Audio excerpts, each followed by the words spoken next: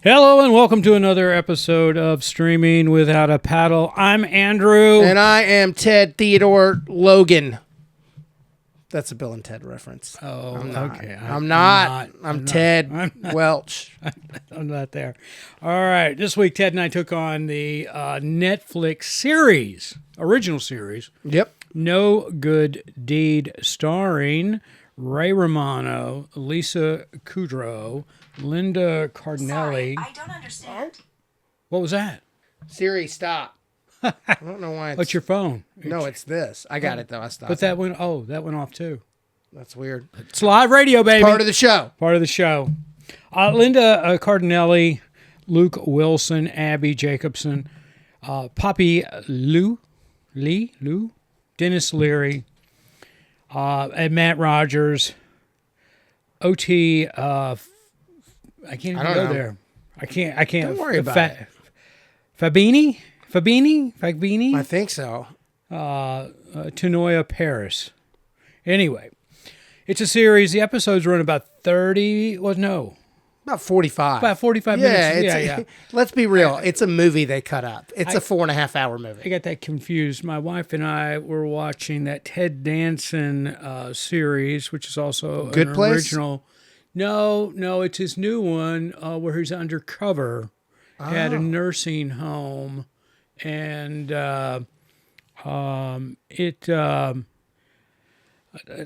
just give me a second here. I pull it up, and those episodes, they were about 30 minutes long, and A Man on the Inside. That's the name of it. Oh, okay. So, and I'm gonna, I just said I'll do a short on it. Okay. We won't go there because it needs to be talked about, but I'm not going to put you through it. Okay. All right. Ted Danson's a treasure. Apparently, because he is what, 78?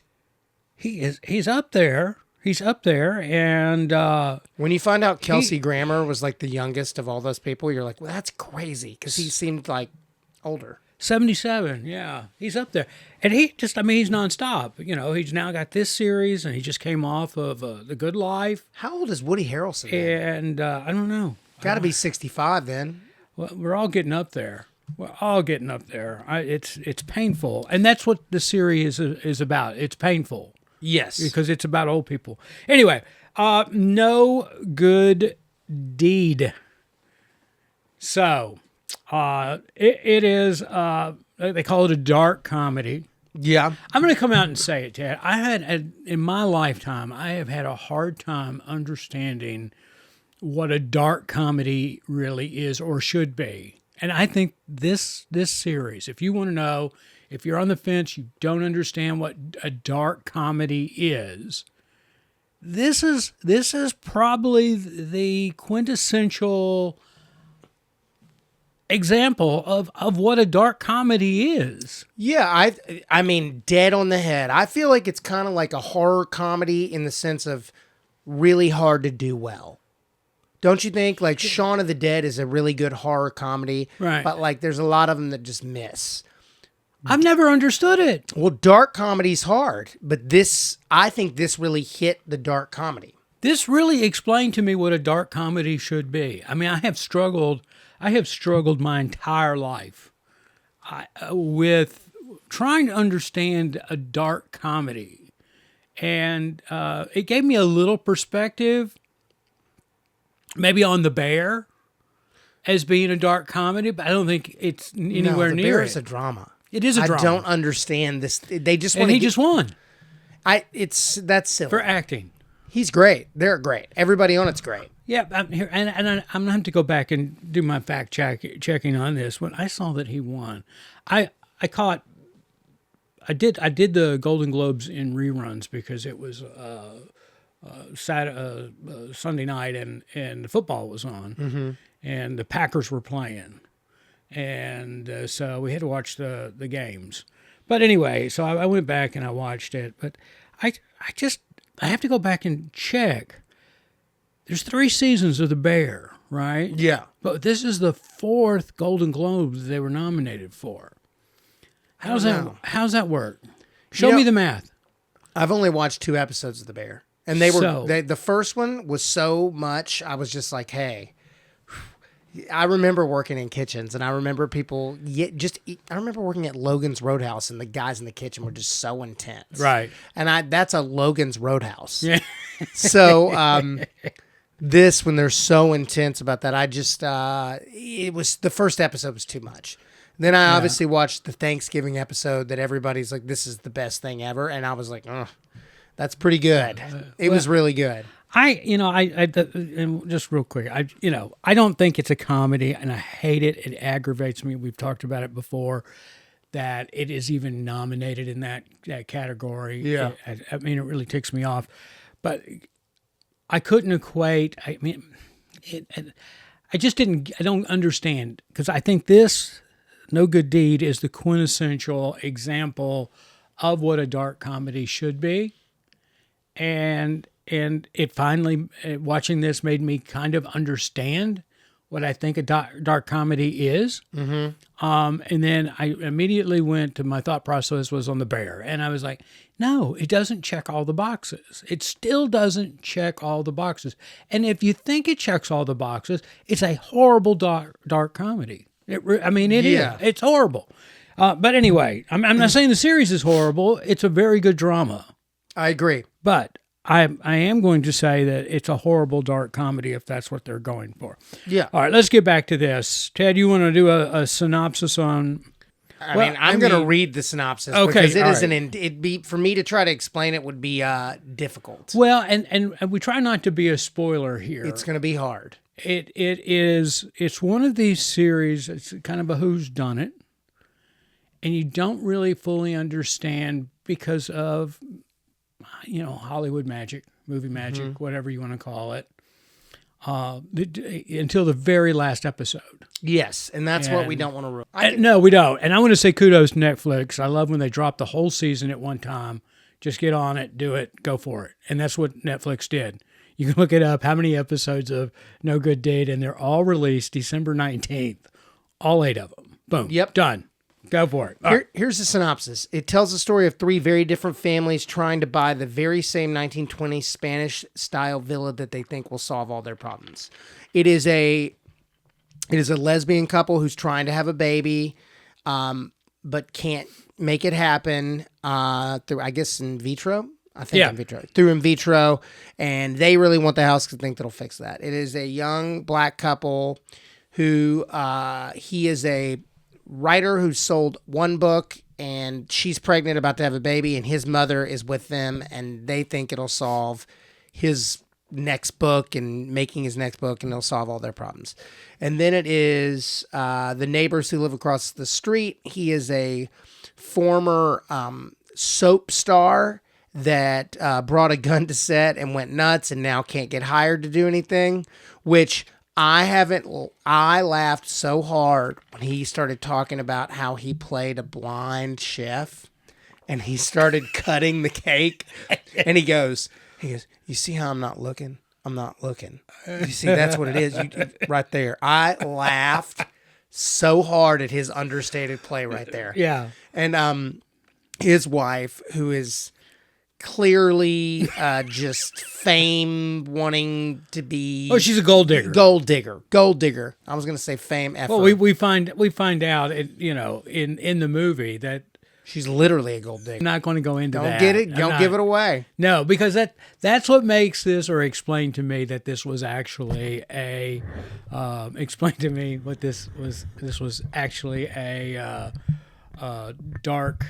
dark comedy, and what a dark comedy was. Yeah.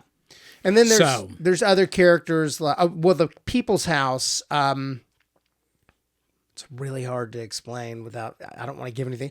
It's a couple that are in their 60s, and it's Lisa Kudrow and Ray Romano, and he has fixed his childhood home up, and he's going to sell it to make money, and his wife used to be this classical pianist, and she can't play anymore because her hands have the shakes, and there's no real reason. Well, she's got an issue. I mean, she's got mental issue. Yeah, mental. So they need money. He's a contractor. He fixes the house up. Well, and there's an interesting underlying issue with trying to sell this house. There was a murder in it, and I'm not giving anything away. I mean, you find out that from the first episode. And I guess if we go in here and we look at any of these,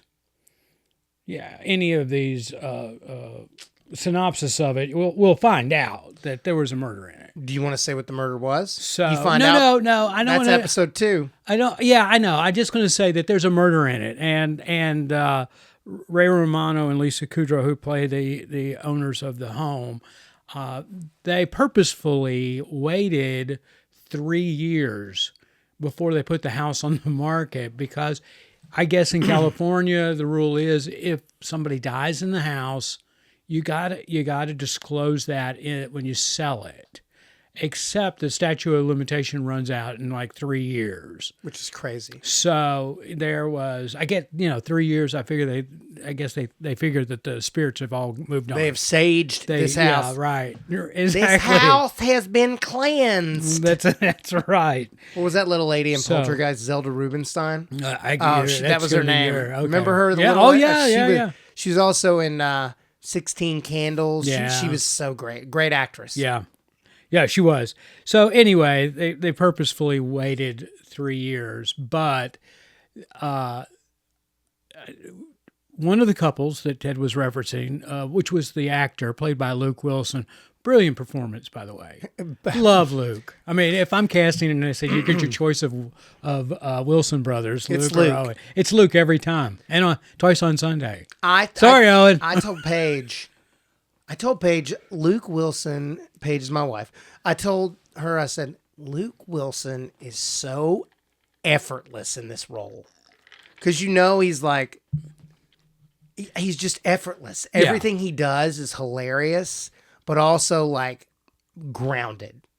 Yeah, I think he's really good. I'd always wanted to see him opposite Ed Burns in something. Burns talk like this. He'd be mumbling a little bit. Hey, you want to come to Long Island? You know what I'm saying? Yeah, right. But Ed Burns, I do love all those movies. Maybe they were like brothers that were separated when they were kids, or there was they were put up for adoption, right? Yeah. Right. Here's the story, guys. I'm making this up on the fly. Here's the story. So I guess Luke is a little older than Ed in real life, but either way, doesn't matter.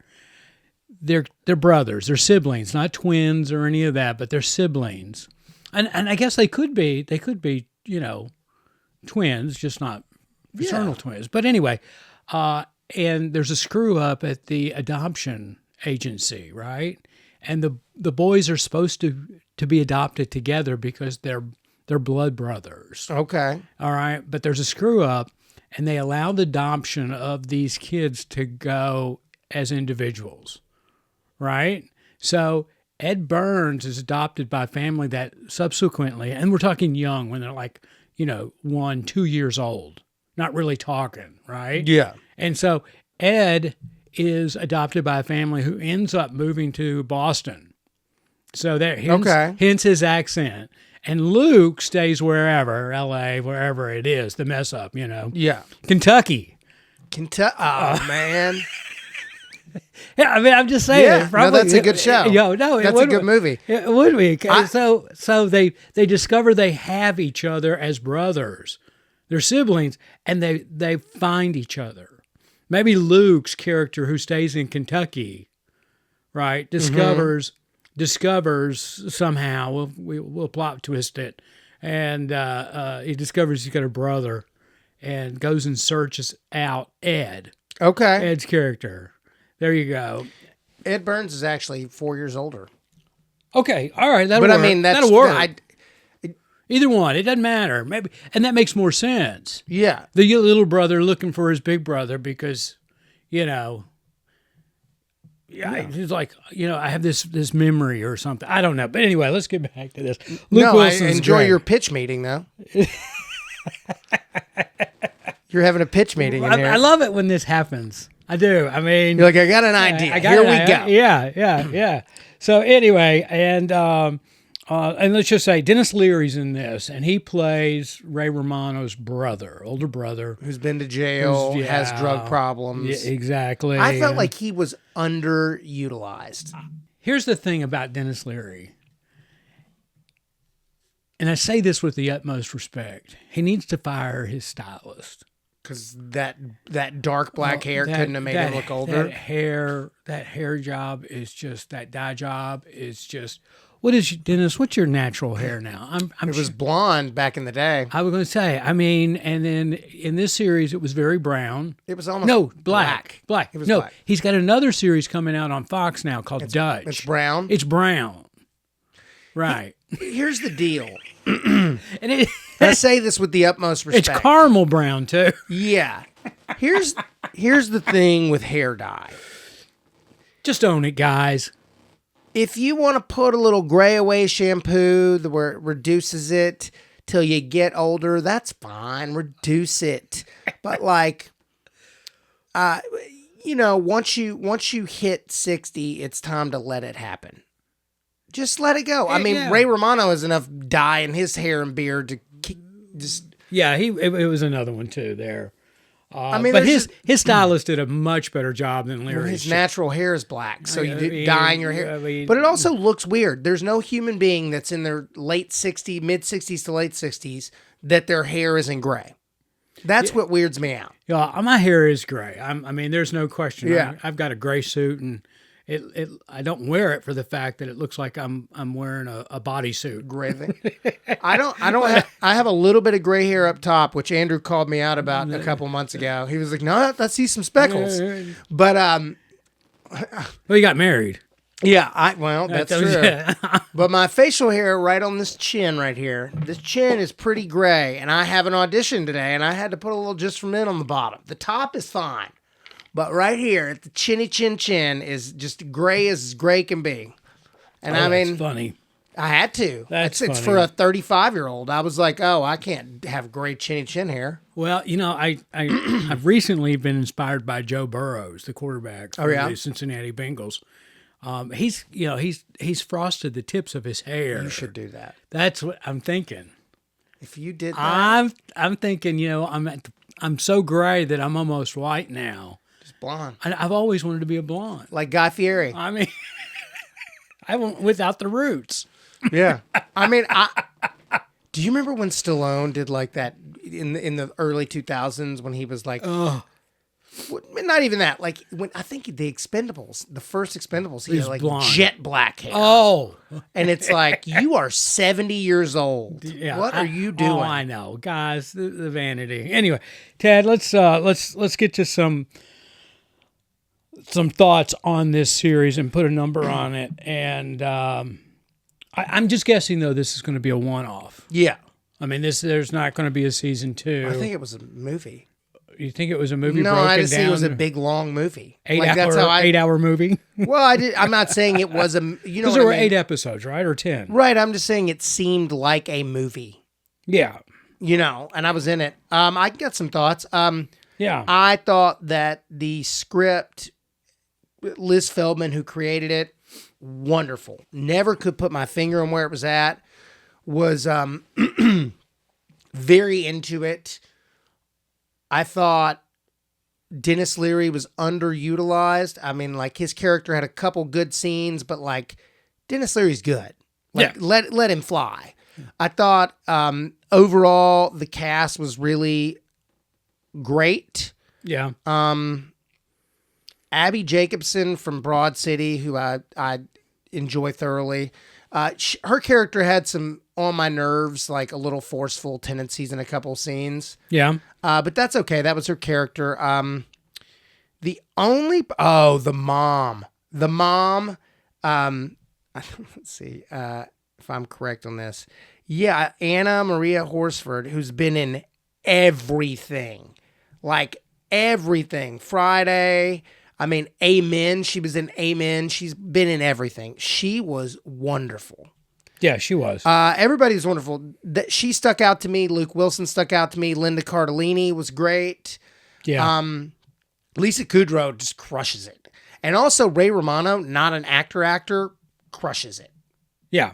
He's great. If you want to go back and watch a series called Get Shorty, he's wonderful in that. And he plays similar kind of character. Yeah. But he's great. The only character, when their daughter comes in, I was like, has she never acted before? Is she akin to someone? Because I don't understand why, like, she seems like she's never acted. That was it. I thought everybody did a great job in this movie from an acting standpoint. And I thank, and it's a really difficult job, I thank the casting director on this because Lisa Kudrow and Ray Romano, who play husband and wife, they had incredible chemistry together. I'd like to see them do something else because they both have a very similar cadence. That's exactly what I was going to say. Cadence. So I thought they did great. And again, I've already expressed Luke Wilson, and hands down the better of the two brothers, and he did a great job. I agree with you. Denis Leary was probably underutilized in this series, except for the fact that it was just really too much of a distraction with the hair dye. It was just like, own it. I mean, if that's the first thing you're thinking when you see somebody, and I never got over it. Yeah. Now, from what's the neighborhood there? You think they shot that in? Los Feliz. Was it? You think so? Yeah, I know so. They said it. Oh, well, I didn't know if they were just saying it. And I would say it's 100% Los Feliz, like right up there, right below Griffith Park. Okay, all right. What's that area below Paramount Studios there? And there's the little promenade. I forget the name of that area. Anyway, it doesn't matter. I love that part, that look of L.A. Yeah, I really do. I miss that part. So it was, well, here's my problem with it. If you watch this series, I have a 3-episode rule, and I had to invoke it. Okay. Because after the first episode, I didn't want to watch any more of it. After the second episode, I still didn't want to watch it. After the third episode, I was like, okay, this is getting some traction. Mm-hmm. And I wanted to watch it because by the third episode, the spin on the secret sauce of this movie really started to take hold. It started to develop, and the character dynamics really started to come through. I agree. You started to understand the struggles of Luke Wilson's character, played who was character J.D. Campbell in this movie, and you really began to understand the stress that Ray Romano and Lisa Kudrow's characters were going through under the circumstance of what it was, and you understood the importance of Denis Leary's character, which, as we both said, was probably underutilized in there because it could have been there could have been much more tension. Anyway, so if you're going to watch this, in my opinion, you need to give it at least 3 episodes, full episodes, and make up your mind going into the 4th. Yeah. So basically, you need to watch half the series before you shut it off. That's how I felt. I agreed with you. Clearly, I'm wrong about the girl that I thought had never acted before. She's been in The Fabelmans and True Blood. And I think she did a good job. I didn't get it. When she was playing guitar, I was like, I don't get it. I bought with that dynamic. She played it. I thought she played it well. Also, the stress of the family. Sure. Who cares what I think anyway? But overall, yeah, I agree with you on everything you just said. Yeah. I was not into it. Had to push through the first 2. And then the third, I was like, okay. And I watched it with my mother-in-law, and we just ran through the rest of them. Yeah, I did. Once I got over that hump, I did. I just knocked them all out because that's why I said kudos to Netflix for just dropping it as a bundle. Mm-hmm. Network, streaming services, you got to do it that way. I don't know. I disagree with you. I like how they HBO Max Max does it, where I can't wait for Last of Us Season 2. Right. I don't want to be able to see all 8 episodes at once. Okay, well, here's my theory on it. You have a good show, series show, and you're watching it, and something happens to you, and you end up in the hospital, and you're unable to. No, that's just you've won.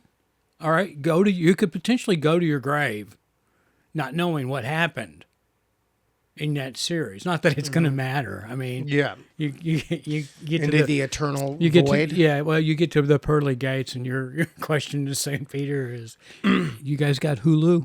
Yeah, do you guys know what happened? Yeah.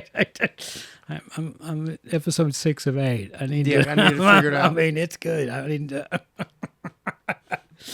So that's a trip to purgatory. Yep. Yeah, they've got streaming services in purgatory. Definitely have streaming service in Purgatory. They're But- just only Purgatory is only shows that Kirk Cameron did. So you only get to watch Growing Pains and Kirk. And they're double the ads. Yeah.